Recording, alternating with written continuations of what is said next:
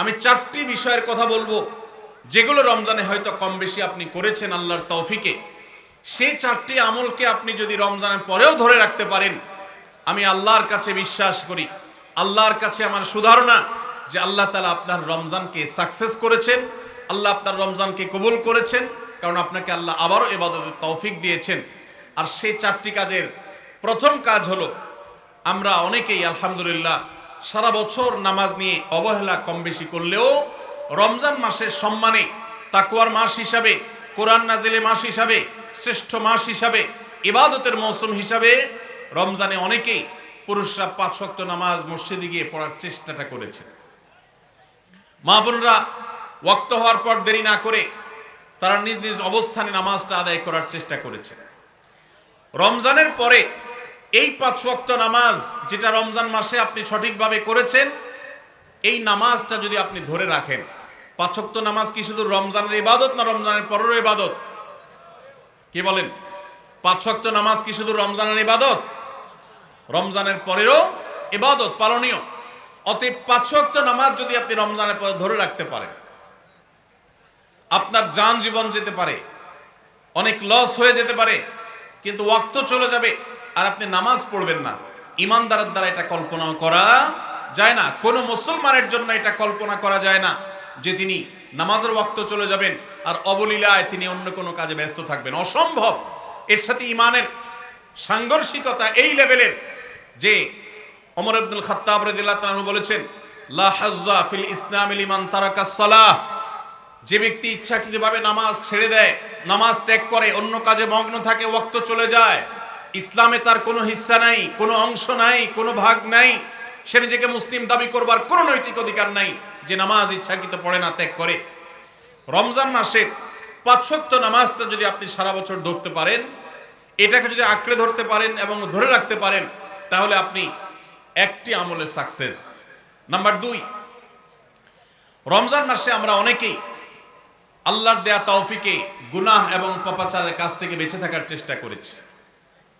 চোখের জিনা, কানের গুনাহ, হাত দ্বারা কৃত অপরাধ, নানাবিধ অপরাধ থেকে আমরা বেঁচে থাকার চেষ্টা করেছি। আল্লাহ তৌফিক দিয়েছেন। কেন? কারণ রমজান মাস তাকওয়ার মাস, গুনাহ ছাড়ার মাস, সেজন্য আমরা গুনাহ ছাড়ার চেষ্টা করেছি।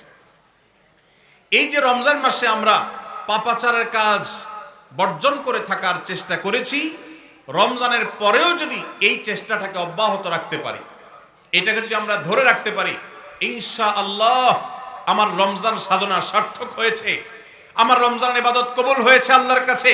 এটা বুঝার সবচেয়ে বড় আলামত হলো রমজানের পরেও আপনি আমল ইবাদতের পাশাপাশি গুনাহগুলো থেকে বেঁচে থাকার চেষ্টা করছেন।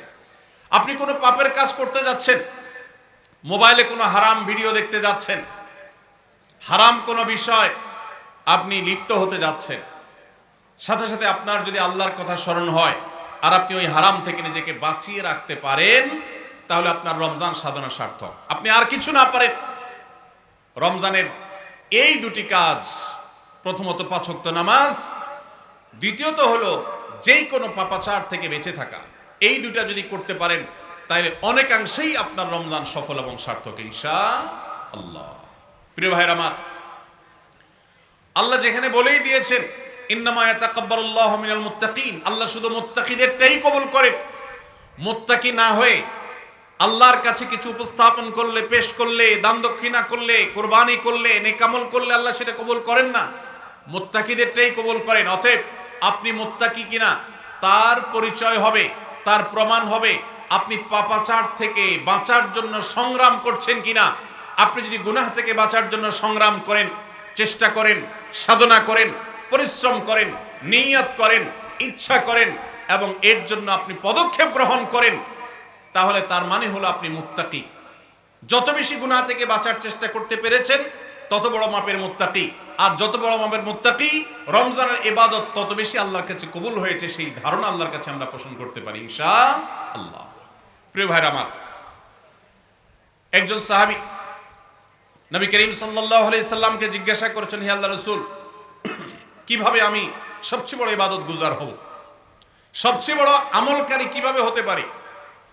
আমাদের কাছে বহু মানুষ কাগজ লিখে পাঠান, চিরকুট লিখে দেন, যে হুজুর কোন আমলটা করলে বেশি সওয়াব হবে, আল্লাহ বেশি সন্তুষ্ট হবেন, আল্লাহর ইবাদত বেশি হবে কোন আমলটা করলে? প্রিয় ভাইরা আমার, নবী করিম সাল্লাল্লাহু আলাইহি সাল্লাম বলেছেন, ইত্তাকিল মাহারিমা তাকুন আবাদান নাস।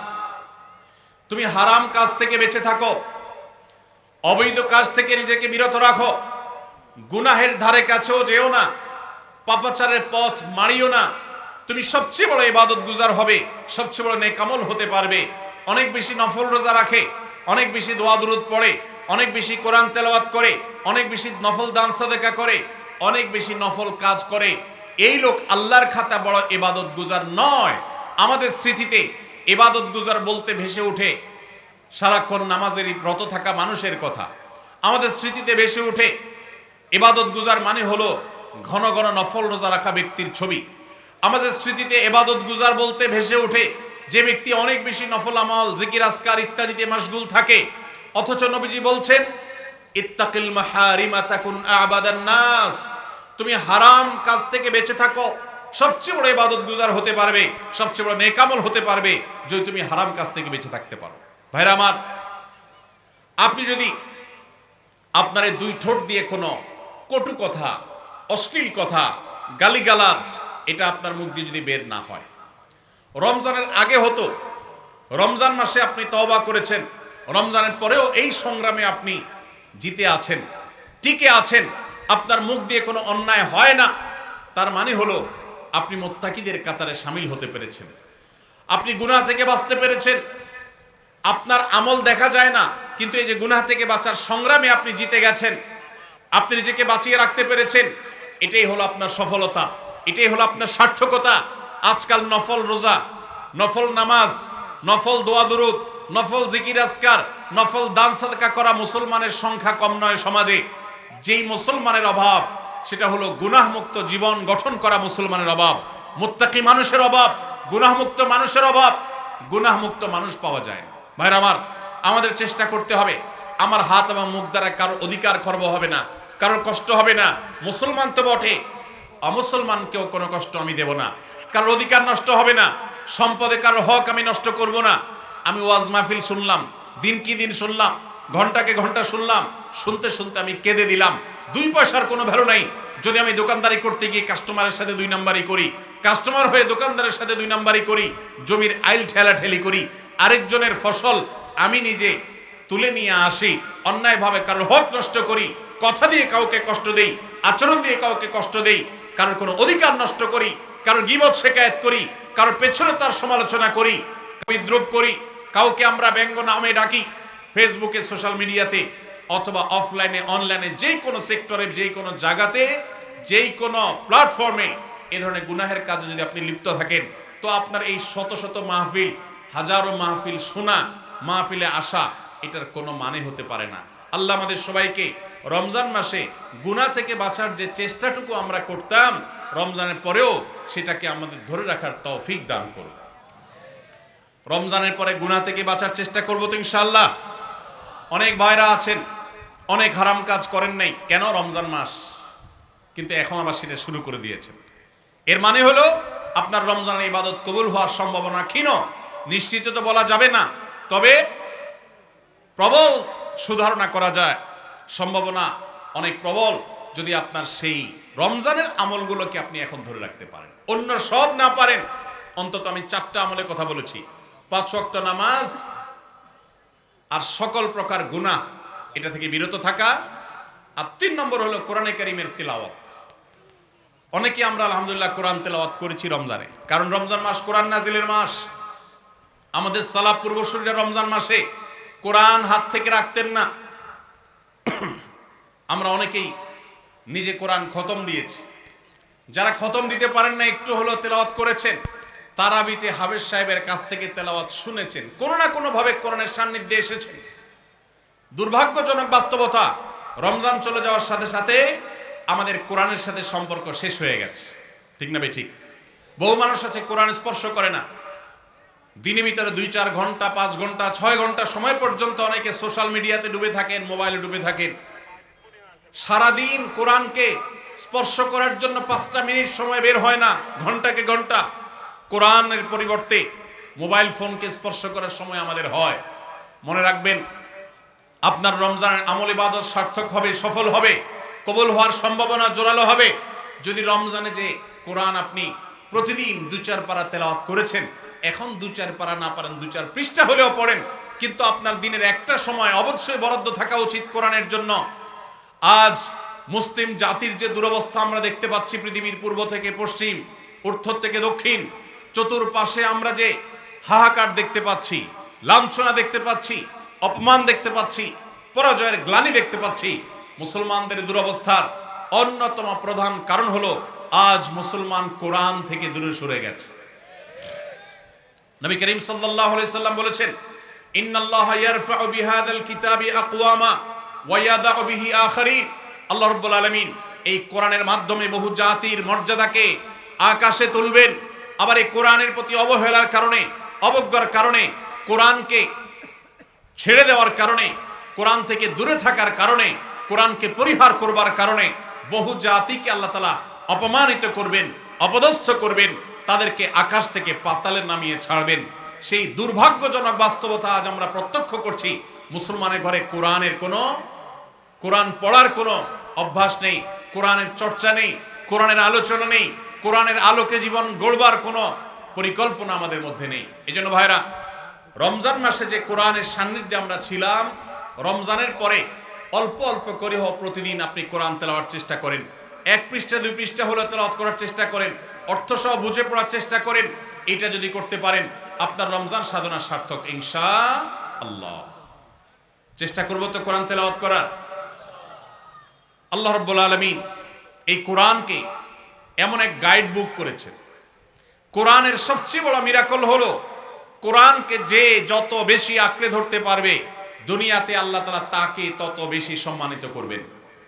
ইসলামের ইতিহাসের সোনালী যুগের যারা স্বর্ণ মানব ছিলেন, সেই খুলাফায়ে রাশেদা, তাদের পরবর্তী যুগের যে সোনালী ইতিহাস ছিল, যখন বিশ্ব মুসলমানের পদতলে ছিল, মুসলমান যখন বিশ্বের সুপার পাওয়ার ছিল, গোটা বিশ্বে মানবতা তার সর্বোচ্চ শিখরে যখন আসীন হতে পেরেছে, মানবতা সবচেয়ে বেশি যখন প্রতিষ্ঠিত হয়েছে, যখন মুসলিম নয় শুধু অমুসলিমরাও সবচেয়ে সুখে শান্তিতে পৃথিবীতে বসবাস করতে পেরেছে, কারণ অধিকার খর্ব করা হয় নাই, অধিকার আদায়ের মতো আজকের পৃথিবীতে যে নাটক চলমান আছে, সেই নাটক তখন হয়নি।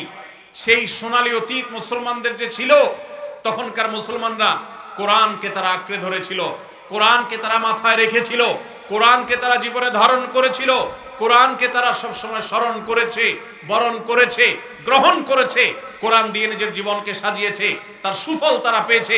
আজ কোরআন আমাদের কাছে অবহেলিত, কোরআন আমাদের কাছে আজ সবচেয়ে বেশি পরিত্যক্ত। যেই গ্রন্থ বছরে আমরা রমজান মাস ছাড়া অনেকে উল্টায় দেখি না, পাঠ করি না। মোবাইলে আমার বহু অ্যাপ আছে, সাথে কোরআনের অ্যাপও আছে। আমি সোশ্যাল মিডিয়ার অ্যাপগুলো দিনের ভিতরে 50, 60, 70, 80, 100 বার ওপেন করলেও কোরআনের অ্যাপটা দিনে একবার ওপেন করা হয় না। কোরআনের জন্য কোনো সময় আমার বরাদ্দ নাই। আমাদের বাসা বাড়িতে অনেক কিছু চলে, কোরআন তেলাওয়াত চলে না। বহু কিছু নিয়ে আড্ডা হয়, কোরআন নিয়ে পাঠচক্র হয় না, গ্রুপ ডিসকাশন হয় না, আলোচনা পর্যালোচনা হয় না। এইরকম পরিবার আজ ঘরে ঘরে, প্রত্যেকটা জায়গায় জায়গায়। আর এই কারণে আজ আমাদের দুরবস্থা আমরা দেখতে পাচ্ছি পৃথিবীর চতুর্প্রান্তে রয়েছে। আল্লাহ তাআলা আমাদের সবাইকে কোরআনকে সারা জীবনের জন্য আমাদের সাথী করার তৌফিক দান করুন। কোরআন নিয়মিত পড়বেন তো ইনশাআল্লাহ? প্রতিদিন পড়বেন তো ইনশাআল্লাহ? আল্লাহ আমাদের সবাইকে প্রতিদিন কোরআন তেলাওয়াতের তৌফিক দান করুন, কোরআন বুঝে পড়ার তৌফিক দান করুন, কোরআনের আলো থেকে আলো গ্রহণ করবার তৌফিক দান করুন, সমাজ এবং রাষ্ট্রকে কোরআন দিয়ে সাজাবার তৌফিক দান করুন। বলুন আমিন। নাম্বার 4, শেষ পয়েন্ট। রমজান উপলক্ষে আমরা অনেকেই ভোর রাতে সাহরি খেতে উঠে আল্লাহর কাছে কম বেশি দোয়া করার চেষ্টা করেছি, 2-4 রাকাত তাহাজ্জুদ নামাজ পড়ার চেষ্টা করেছি, ঠিক না? ঠিক। ইফতার সামনে নিয়ে অনেকে দোয়া করেছেন। রমজান মাসে রোজাদারের দোয়া কবুল হয় দিনের বেলা, অনেকে দোয়া করেছেন। রমজান শেষ, তাহাজ্জুদ পড়া তো ভোর রাতে উঠে দূরের কথা, অনেকের ফজর নামাজ পড়াটাই কঠিন হয়ে গেছে, ঠিক না? ঠিক। আজ রমজানের পরে রমজানের সেই আমলের ধারাবাহিকতা, অর্থাৎ ভোর রাতে তাহাজ্জুদের নামাজ পড়ার যদি কেউ অভ্যাস ধরে রাখতে পারেন, এটা হবে সবচেয়ে বড় অর্জন। এটা যদি না পারেন, অন্তত ফজরের নামাজ, 5 ওয়াক্ত নামাজ তো পড়বেনই, ফজর নামাজ স্পেশালি জামাত যাতে কোনোভাবে মিস না হয়। আর দিন এবং রাত 24 ঘন্টার কোনো একটা সময় আল্লাহর কাছে দুহাত তুলে দোয়া করার অভ্যাস গড়ে তুলবেন। চেষ্টা করবেন তো ইনশাআল্লাহ। কয়েকটা সময়ের দোয়া আল্লাহর কাছে করলে সেটা বিফলে যায় না। এর ভিতরে একটা হলো ভোর রাতের দোয়া, আরেকটা হলো 5 ওয়াক্ত নামাজের পরের দোয়া, আরেকটা দোয়া কবুলের সময় আছে শুক্রবারে। কোন সময় হাদিস এটা ফিক্স করা হয় নাই, তবে হাদিস বিশ্লেষকগণ অনেকেই বলেছেন সেই সময়টা হলো জুমার দিন আসরের পরের সময়। জুমার দিন আসরের পরে সূর্য ডুবার আগ পর্যন্ত আল্লাহর কাছে যদি দোয়ায় মাশগুল থাকেন, বাসা বাড়িতে আছেন, কর্মস্থলে আছেন, রাস্তাঘাটে আছেন, যেখানে যে অবস্থায় আছেন, জুমার দিন শুক্রবার বাদ আসর সূর্য ডুবার আগ পর্যন্ত দোয়া কবুলের মোক্ষম একটা সময়, অসাধ্য সাধন করবার সময়, একেবারে অসম্ভবকে সম্ভব করার সময়, আল্লাহর কাছ থেকে সবকিছু নিজের করার সময়। এই জন্য এই সময়গুলো আমরা মিস করব না। তো রমজান মাসের দোয়ার অভ্যাসটা যদি রমজানের পরে আপনি ধরে রাখতে পারেন, ব্যাস এনাফ। 5 ওয়াক্ত নামাজ, সকল প্রকার হারাম পাপাচার বর্জন, কোরআনে কারীমের তেলাওয়াত অল্প অল্প করে হলেও প্রতিদিন একটা সময় ফিক্স করে যে এই সময় কোরআন তেলাওয়াত ছাড়া কিছু করব না। ঘুম থেকে উঠে প্রথম কাজ হবে ওযু করে আমি কোরআন তেলাওয়াত করব, ফজর নামাজের পরে একটু পড়ব। আর 4 নম্বর হলো দিন এবং রাতের কোন একটা সময় আল্লাহর কাছে দোয়া করার অভ্যাস করব। অনেক লোক আছি আমরা যে 24 ঘন্টার ভিতরে সপ্তাহে সপ্তাহ, মাসকে মাস চলে যায়। অনেক নিয়মিত নামাজি মানুষ আছেন, অনেক দাড়িওয়ালা মানুষ আছেন, এমনকি অনেক মাদ্রাসার ছাত্র, এমনকি আলেমও আছেন। মাসকে মাস চলে যায়, আল্লাহর কাছে হাত তুলে একটু চোখের পানি ফেলে শেষ কবে দোয়া করেছি বলতে পারবো না। এর চাইতে বড় হতভাগা আর কেউ হতে পারে না। এই জন্য রমজান মাসের দোয়ার আমলটা, রমজানে হয়তো আপনি দিনে 4 বার 5 বার করেছেন, রমজানের পরে একবার করেন। রমজানে হয়তো 10 মিনিট 15 মিনিট 20 মিনিট ধরে দোয়া করেছেন, রমজানের পরে অন্তত 2 মিনিট ধরে দোয়া করেন। এই 4টা কাজ, 5 ওয়াক্ত নামাজ, সকল পাপাচার বর্জন, কোরআনে কারীমের তিলাওয়াত, আর দিন এবং রাতের কোন একটা সময় আল্লাহর কাছে দোয়ায় মাশগুল হওয়া, এই 4টা কাজ রমজানের, এগুলো যদি আপনি ধরে রাখতে পারেন তো ইনশাআল্লাহ আপনার রমজান সাধনা, আপনার রমজান ইবাদত বন্দেগী আল্লাহর কাছে কবুল হয়েছে। আল্লাহ আপনাকে মুত্তাকি হওয়ার তৌফিক দিয়েছেন, মুত্তাকিদেরটাই আল্লাহ কবুল করেন। অতএব আপনার রমজান ইবাদত এবং সাধনা কবুল হয়েছে, সার্থক হয়েছে, সেই সুধারণা আপনি পোষণ করতে পারেন। সবাই চেষ্টা করবো তো ইনশাআল্লাহ। আল্লাহ আমাদের সবাইকে সেই তৌফিক দান করুন।